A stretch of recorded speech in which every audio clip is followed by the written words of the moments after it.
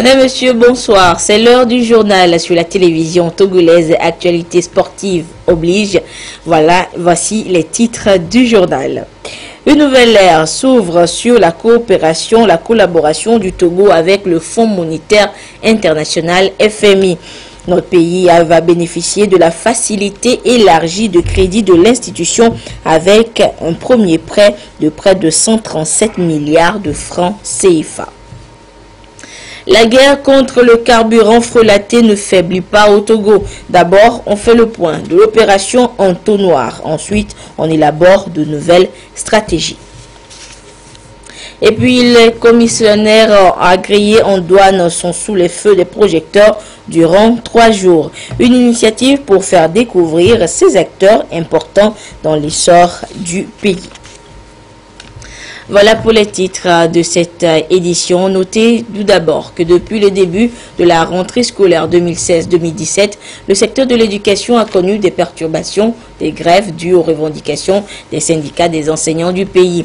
Et pour trouver des solutions durables à cette situation, le gouvernement a mis en place un groupe de travail pour le secteur éducatif, un cadre exclusif de concertation élargi à tous les partenaires du secteur de l'éducation.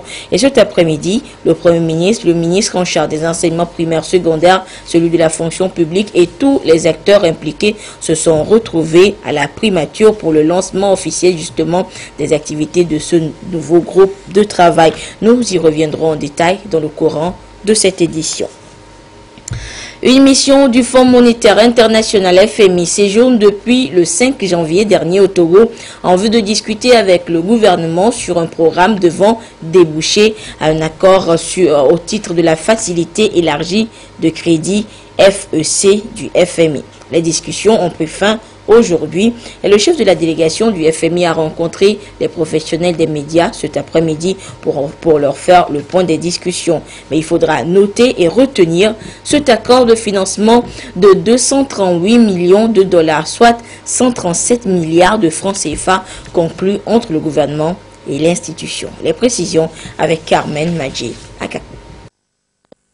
Le Togo et le Fonds monétaire international FMI viennent d'ouvrir une nouvelle ère de collaboration traduite à travers le programme dit de facilité élargie de crédit qui appelle à rétablir la stabilité et la viabilité macroéconomique tout en favorisant une croissance vigoureuse et durable et la réduction de la pauvreté. Dans cette optique, un prêt de 238 millions de dollars américains, soit 120% du quota du Togo au FMI, et environ 137 milliards de francs CFA sera accordé au Togo dès avril prochain après approbation par le conseil d'administration et la direction du FMI. C'est la conclusion d'une mission du FMI ayant séjourné au Togo du 5 au 18 janvier 2017. Le programme de gouvernement est compréhensif avec beaucoup de réformes à mettre en œuvre. Et le budget est très ciblé. Donc, il y a des dépenses priorisées dans le programme, les dépenses sociales, bien sûr, et aussi des dépenses d'investissement, d'infrastructures, qui sont faites dans une manière judicieuse. Le remboursement commence après 5 ans et pendant une période de 10 ans. Donc, c'est un décaissement avec des conditions très favorables pour le Togo. Le gouvernement togolais entend donc, à travers cet accord, réduire le déficit budgétaire global pour garantir la viabilité de la dette à long terme. Il compte également résoudre le problème de la faiblesse des banques publiques et aussi accompagner le secteur privé. Je voudrais exprimer toute la satisfaction du gouvernement togolais pour la conclusion de cet accord. Ça n'a été possible, bien sûr, qu'avec les hautes orientations que Son Excellence, Monsieur le Président de la République, nous a données et bien sûr avec aussi l'appui de Monsieur le Premier ministre. Nous nous engageons dès maintenant à la mise en œuvre avec toute la rigueur qui est requise de cet accord. Et je voudrais dire que nous attendons avec impatience, bien sûr, les premiers décaissements pour financer justement essentiellement les dépenses sociales, comme elle a dit, et puis poursuivre aussi les investissements. Cette aide que le FMI accorde au Togo se présente sous forme de dons et de prêts qui sera décaissé en 5 tranches sur une durée initiale de 3 à 4 ans. C'est un apport sans taux d'intérêt et sans commission. L'autre bonne nouvelle de la journée, le géant égyptien des BTP Arab Contractors achèvera d'ici mi-août la construction de la voie Pélégovier-Patatoukou, située entre Palimé et Atakwame. Et c'est ce qu'a constaté l'ambassadeur d'Égypte au Togo après sa visite de chantier ce mercredi. Le compte rendu avec Tcha Senam Baga. L'aménagement et la construction du tronçon Pélégovier-Patatoukou connaît un regain d'activité depuis le début de l'année 2017. Les difficultés liées à l'avancement des travaux ont connu des solutions. Depuis le début du chantier, on n'a pas libéré les zones occupées par les villages. Et je crois que c'est résorbé maintenant. L'administration a déjà payé les riverains. Vous avez même constaté derrière que les gens ont commencé déjà à libérer. On a même commencé à démolir. Et j'espère que d'ici la fin du mois de janvier, on va pouvoir libérer et travailler sérieusement. La réalisation de ce tronçon de 26 km sur la nationale numéro 5 entre Pélégovier et Patatoukou est confiée à l'entreprise égyptienne Arab Contractors, d'où le déplacement de l'ambassadeur d'Égypte au Togo pour s'assurer du bon déroulement des travaux et surtout exhorter l'entreprise à respecter le cahier de charge et le nouveau délai de 14 mois fixé par le gouvernement. Nous avons fait ce visite aujourd'hui pour voir le développement dans le chantier et pour aussi discuter le progrès dans le travail, l'avancement dans le travail. Les travaux sont exécutés à 39% pour une part de délai de 77%. La nouvelle route se profile déjà au grand bonheur des riverains et des usagers. Franchement, il faut dire que la route était très mauvaise.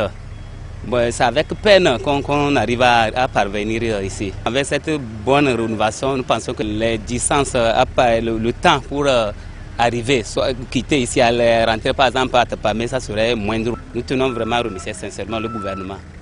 La construction du tronçon Pélégovier-Patatoukou est financée par la Banque africaine de développement, la BADEA et l'État togolais à hauteur de 12,46 milliards de francs CFA. C'est un exemple de coopération sud-sud entre donc l'Égypte et le Togo, a indiqué le diplomate égyptien. L'entreprise égyptienne Arab Contractors emploie 120 Togolais sur le chantier. La livraison de la route est prévue pour le 15 août 2017. Je vous le disais également en titre, la lutte contre la commercialisation du carburant frelaté entrera dans une nouvelle phase bientôt. Mais avant, l'heure est au bilan des opérations précédentes, opération Entonnoir. Esther Laclé. Près de 50% des produits pétroliers consommés au Togo proviennent du secteur informel. Conséquence, les recettes sur ces produits sont passées de 50 milliards de francs CFA en 2013 à 34 milliards de francs CFA en 2015. Un manque à gagner pour l'État. Grâce à l'opération Entonnoir, les recettes ont connu une hausse au cours de l'année 2016. Et pour les acteurs, l'heure est au bilan. Le volume se levait à plus de 580 000 litres. Cette année, il y a eu une baisse sensible. Au niveau des véhicules saisis, il y avait plus de 500 véhicules l'année dernière. Cette année, nous sommes à 184 plus précisément. Et 93 motos. Pour les personnes interpellées, déférées devant le juge, l'année dernière, c'était 255. Cette année, 27. 480 963 litres d'essence ont été saisis au cours de l'année 2016. Une baisse par rapport à 2015, année au cours de laquelle ces chiffres étaient de 560 468 litres. Ceci grâce à l'implication de l'OTR, Office togolais des recettes. L'usage fait de ces produits saisis est réglementé. Il s'agit de produits, objet de contrebande. Ce produit, il y a une requête qui est faite au tribunal et le juge prononce la confiscation du produit et de façon réglementaire, conformément au code des douanes nationales. Cet acte transfère à l'État le droit de propriété du produit saisi. Arriver à 0 bidon jaune au Togo, c'est l'objectif de l'opération Entonnoir. Et le ministère de la Sécurité et de la Protection civile ne lésine pas sur les moyens pour arriver à freiner ce fléau. Qu'est-ce que les gens évoquaient comme argument? L'essence coûte cher. Au cours de l'année 2016, on a quand même constaté que par 4 fois, le gouvernement a baissé le prix du carburant. Aujourd'hui, le litre est à 433 francs à la pompe. C'est une baisse sensible. Les populations sont donc appelées à collaborer avec les forces de l'ordre et de sécurité afin de contribuer à démanteler ces réseaux de trafiquants. En vue de rendre opérationnel le Fonds national pour l'environnement, FNE, et pour son accréditation comme entité de mise en œuvre des différents mécanismes de financement, les parties prenantes du fonds procèdent à la validation des principaux outils depuis ce matin à Lomé. Il s'agit du manuel de procédures administratives et financières, du document de stratégie de mobilisation des ressources sur lesquels les acteurs concernés vont se prononcer pour faciliter le démarrage officiel des activités du fonds. Les précisions avec Dédé Koussao et Clarisse Atirlé. Le Togo dispose depuis 2008 du Fonds national pour l'environnement FNE. Ce fonds peine à démarrer ses activités faute de la viabilité de ses outils opérationnels, à savoir le manuel de procédures administratives et financières et le document de stratégie de mobilisation des ressources. Ces outils sont soumis ici à l'appréciation d'une quarantaine d'acteurs issus des institutions impliquées dans le processus de mise en œuvre du FNE. Le processus d'opérationnalisation se poursuit. On doit aller maintenant vers le processus de sélection du directeur général qui doit être nommé par les plus hautes autorités. Et lorsque le personnel sera mis en place, on peut dire que véritablement le fonds a commencé par exister, par fonctionner. Et les autres étapes qui concernent l'élaboration des autres outils techniques vont suivre, notamment le plan d'opération, un certain nombre de choses dont l'équipe en place aura besoin, c'est à eux-mêmes de le mettre en place progressivement. Le processus d'opérationnalisation du fonds est conduit par le ministère de l'Environnement et des Ressources forestières, le PNUD et la cellule économique de la primature. Avec l'adoption des ODD, il est suggéré de transformer le FNE en fonds d'investissement pour le climat et le développement durable pour ainsi faciliter l'accès aux différents mécanismes de financement interne et externe sur le climat et le développement durable. Des outils de gestion de l'environnement, mon département en a suffisamment élaboré. Paradoxalement, des problèmes et défis environnementaux se font persistants pour notre pays, sans doute à cause de la faible mise en œuvre de ces outils, faute de financements adéquats. Il nous faut changer d'approche, surtout dans le financement des actions en vue d'une mise en œuvre plus cohérente et plus performante des stratégies. Une fois opérationnel, le fonds devra aider à financer les initiatives locales porteuses d'emplois verts, notamment la promotion des énergies renouvelables, la lutte contre les changements climatiques et la restauration des terres dégradées. Du côté de Tandjouaré, dans les savanes, les producteurs agricoles et maraîchers sont en une session de formation. Une rencontre inaugurale du Centre de formation agricole sur l'entrepreneuriat rural, les chaînes de valeur associées et la gestion de la fertilité agricole. Ceci dans le but de relancer l'économie togolaise dans tous les secteurs, surtout celui de l'agriculture. Sur place, la correspondance de Désiré à l'œil. Le Togo, pour relancer son économie, considère le secteur agricole comme un grand levier. Beaucoup de programmes et projets sont mis en œuvre dans ce sens. L'ICAT, à travers la sous-composante renforcement des infrastructures et des équipements, a bénéficié du PPAO, un des programmes, un appui pour réhabiliter le centre de formation agricole de Tabango à la sortie nord de Tandjouar. Un centre aujourd'hui opérationnel au profit des producteurs de la zone qui y suivent déjà une formation inaugurale de 3 jours en entrepreneuriat rural, chaîne de valeur et de bonnes pratiques en production maraîchère associées à la gestion de la fertilité des sols et des pesticides agricoles. Le gouvernement, en initiant le PENIASA, visait prioritairement l'amélioration de la production et de la productivité. Le centre de Tambango, qui nous réunit aujourd'hui, a été réhabilité dans ce sens pour permettre régulièrement de transférer et de mettre à niveau les connaissances des producteurs. Pourquoi nous exhortons les bénéficiaires à faire bon usage de cette formation et les techniciens à continuer par envoyer les vagues de producteurs à former. Cela nous permettra d'apprendre aux maraîchers comment mener à bon escient l'activité maraîchère. Quels sont les produits de traitement qu'il faut utiliser qui permettent de contribuer à la gestion intégrée de la fertilité des sols. Le centre réhabilité reste aujourd'hui un atout pour les producteurs. Vraiment, ça va nous avantager beaucoup sur les formations pour que les producteurs aussi soient les producteurs de capacité.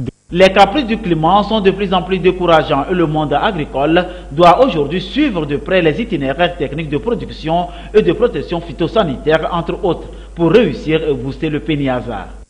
Comme ça.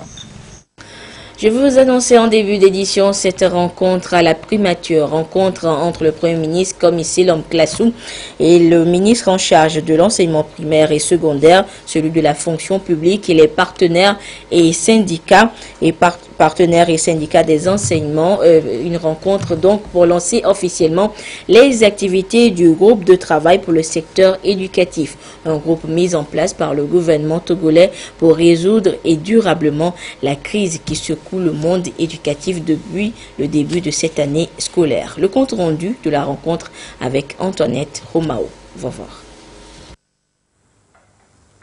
Le gouvernement togolais, pour renforcer, consolider la sérénité et œuvrer pour une meilleure condition de travail dans le secteur éducatif au Togo, a rencontré ce jour les différents acteurs afin de lancer de façon formelle un groupe de travail sur le secteur éducatif. Il s'agit d'un cadre inclusif et élargi à tous les partenaires du secteur de l'éducation afin d'échanger sur l'avenir du système éducatif togolais. Nous sommes satisfaits parce que, il faut le dire, qu'à l'annonce de la mise en place de ce groupe de travail, bon nombre de Togolais, y compris les enseignants, ont douté et ils attendent de voir. Et d'ailleurs, la grève qui a été relancée, l'une des raisons, c'est de dire que non, c'est un groupe qui est là pour pouvoir noyer les problèmes de l'enseignement. Du moment où cette rencontre se soit connue, la présidence effective du Premier ministre, nous voulons nourrir l'espoir que c'est un bon départ et que le gouvernement saura mesurer les choses et pouvoir afficher la bonne volonté parce que c'est de ça que nous avons besoin pour que les problèmes soient réglés au Togo. J'ai salué hautement cette initiative de regrouper les parents d'élèves dans cette assise pour pouvoir chercher ensemble à trouver une solution définitive aux problèmes qui minent notre département de l'éducation nationale.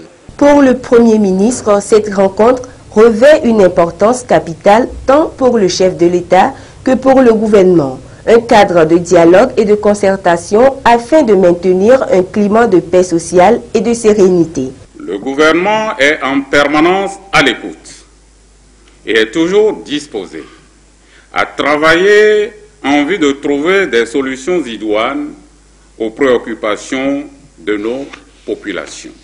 Je voudrais donc inviter les unes et les autres, enseignants, syndicats, parents d'élèves, élèves, à faire preuve de responsabilité afin de saisir cette opportunité que constitue le groupe de travail pour contribuer efficacement à la recherche de solutions viables et durables et assurer l'accès de tous les enfants scolarisables à une éducation de qualité et promouvoir les possibilités d'apprentissage pour une insertion sociale future qui soit le plus prometteuse possible. Le Premier ministre rassure également tous les acteurs et les appelle à plus d'engagement afin de relever les défis liés au secteur de l'éducation au Togo. Je demande donc à ce que ce cadre de travail sans délai se mette au travail pour faire des propositions idoines afin que les préoccupations soulevées par les enseignants et les préoccupations que le gouvernement doit mettre sur la table afin que l'ensemble du secteur de l'éducation puisse être traité globalement, que ce cadre de travail puisse être le fer de lance qui doit permettre à notre pays de continuer par garantir les acquis obtenus dans ce secteur, notamment le taux de scolarisation comparé dans la sous-région qui honore notre pays, mais qui nous demande toujours de faire de plus pour que nous puissions offrir une éducation de qualité à tous nos enfants en âge d'aller à l'école. Pour le gouvernement, ce groupe de travail est un cadre pragmatique qui appelle chacun à agir pour une bonne cause, celle d'offrir une éducation de qualité à tous. Le groupe de travail sur le secteur éducatif se retrouvera dans une semaine à compter de ce jour pour poser un plan visant la résolution durable des crises que connaît le monde éducatif togolais. Le commissionnaire agréé en douane est un contributeur non négligeable à l'essor de l'économie du pays. Méconnu ou peu connu du public, des journées sont organisées depuis ce mercredi pour le faire découvrir. Et c'est une idée de l'Union professionnelle des agréés en douane du Togo. Ferdinand Diassoa, Dodouari. Les commissionnaires en douane sont les acteurs clés dans la mobilisation des recettes. Cependant, leur secteur reste méconnu de la population et de certains opérateurs économiques.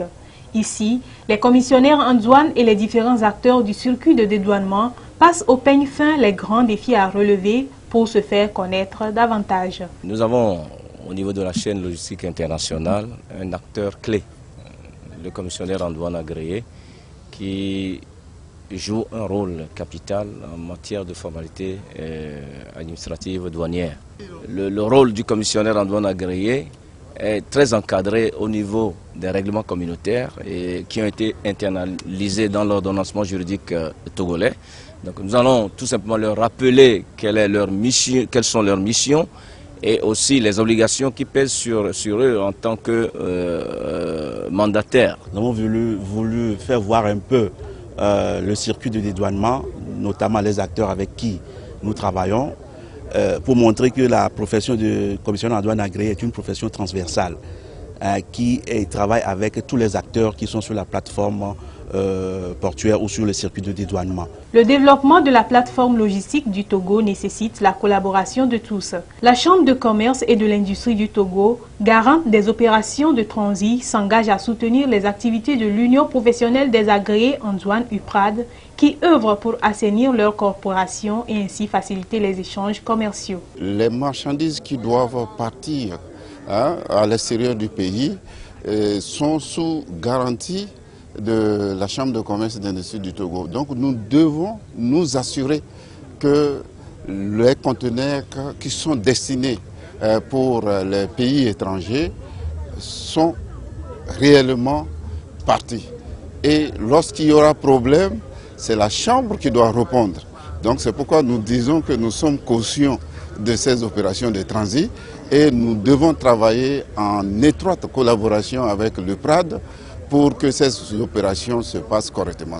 Les commissionnaires en douane de la sous-région sont présents à cette rencontre pour partager leurs expériences avec le Togo et ensemble créer une fédération des associations professionnelles des commissionnaires en douane agréés de l'UEMOA. L'actualité et l'actualité sportive est dominée depuis quelques jours par la Coupe d'Afrique des Nations qui se déroule du côté du Gabon. Et pour mieux soutenir et stimuler les éperviers à cette CAN 2017, la société de téléphonie mobile Togo Cellulaire apporte sa contribution. Elle a mis à la disposition du comité de mobilisation de fonds 75 millions de francs CFA. Sandra Adiagbe, Silveracto. La société de téléphonie mobile Togo Cellulaire apporte son appui aux éperviers, un soutien matérialisé par cette signature de convention entre le directeur général de Togo Cellulaire et le président du comité de mobilisation de fonds pour la CAN Gabon 2017. 75 millions de francs CFA, c'est l'enveloppe financière mise à la disposition des éperviers par Togo Cellulaire. Nous apportons ce soutien aux éperviers du Togo pour les motiver et qu'ils sachent que derrière, il y a toute la population togolaise derrière qui les pousse à nous rapporter la victoire. Et j'ai la conviction ferme, vu le premier match, que le Togo ira loin et que nous espérons ramener la coupe au Togo. Le comité de mobilisation de fonds CAN 2017 salue cet apport de Togo Cellulaire dans l'accompagnement des éperviers à la CAN Gabon 2017. Je tiens à réitérer tout notre engagement à faire de telle sorte que la transparence soit totale pour que dorénavant tout le monde soit mobilisé parce que nous attendons une victoire certaine jusqu'à la finale. Je tiens à dire à d'autres sociétés de prendre l'exemple de Togocel pour vraiment nous aider à atteindre cet objectif de 5 milliards qui peut nous amener vers la victoire certaine. Les éperviers du Togo sont logés dans le groupe C et après leur premier match contre la Côte d'Ivoire, un match qui a mis en exergue la détermination et l'engagement de l'équipe nationale à aller loin dans cette compétition continentale. Le comité de mobilisation de fonds appelle à un sursaut patriotique pour soutenir les éperviers. Et sur le terrain au Gabon, au lendemain de la bonne prestation des éperviers lundi dernier face aux éléphants de la Côte d'Ivoire, nos envoyés spéciaux au Gabon ont rendu visite aux supporters togolais au village Assep. Et une bonne ambiance y règne, comme nous le disent Nathan Coiffré, Nathan Koubagan et Claude Ama. Gabon 2017, le gouvernement togolais a pris en charge 80 supporters des 3 groupes organisés, à savoir Mama Togo, Respect et Acepto. Les 80 supporters sont logés dans de bonnes conditions dans le village Acep, situé à 49 km du stade d'Oyem. On est arrivé à Oyem, on est dans une villa. Même les Marocains qui sont arrivés, ils n'ont pas eu maison. Si on n'est pas à l'aise, c'est moi, Mama Togo, qui va me se plaindre. En matière d'ambiance, vraiment, c'est apprécié. Surtout le logement. Je remercie d'abord les dirigeants. Vraiment, ils ont fait un effort énorme. Nous sommes bien ici, on mange bien, on dort bien. Nous, on s'en va en finale. De toute façon, ça va en finale. Ça fait 3 buts parce qu'on est 3 ici et 3 groupes ici. On s'en va en finale, c'est sûr. Ça fait 3 buts. Infirmerie, sanitaire, déplacement et restauration. Tout est bien assuré pour le bien-être de nos supporters durant leur séjour à Acep. La nourriture du matin, midi, soir, 3 fois par jour, des fois même à l'aube, je ne trouve pas ça. Mais ici, on arrive à manger même à ce que ça reste. On donne à ceux qui sont à côté de nous. Matin, midi, soir, on a pris les Togolaises depuis Alomé. Ils préparent pour nous le matin à manger. Le soir, midi à manger. Le soir à manger. On est très à l'aise. Ce que nous ont fait, l'État togolais nous a fait, nous on les remercie. Parce qu'on voit comme un chef de l'État a mis l'argent. Regarde Akpovi, regarde le ministre. Il vient ici. On prie avec le ministre ici. Le ministre vient prier avec nous. Akpovi, de temps en temps, il est avec nous ici. D'ailleurs, le premier responsable du village Acep est fier d'accueillir pour la première fois les Togolais dans son fief. On met tous les moyens pour qu'ils soient à l'aise. Et jusque-là, je ne me suis pas plaint. Ils ne se sont pas plaints non plus. Il y a une bonne ambiance. Et on espère que ça va continuer pendant tout leur séjour ainsi.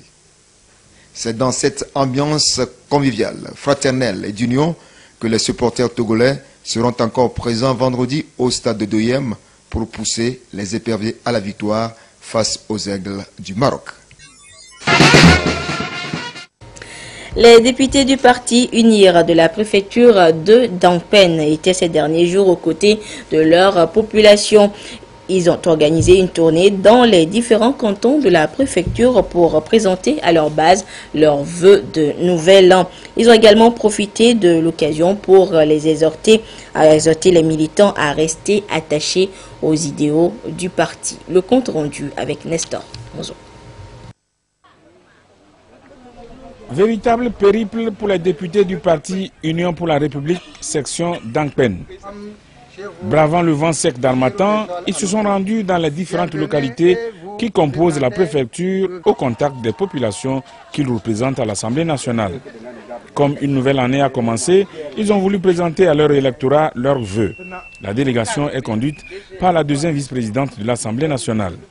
Nous sommes donc une délégation des cadres de la préfecture de Dangpin est venue présenter les vœux aux populations de Dangpin. Nous avons évidemment saisi l'occasion pour rappeler la politique de paix et de développement du président Faure Gnassingbé.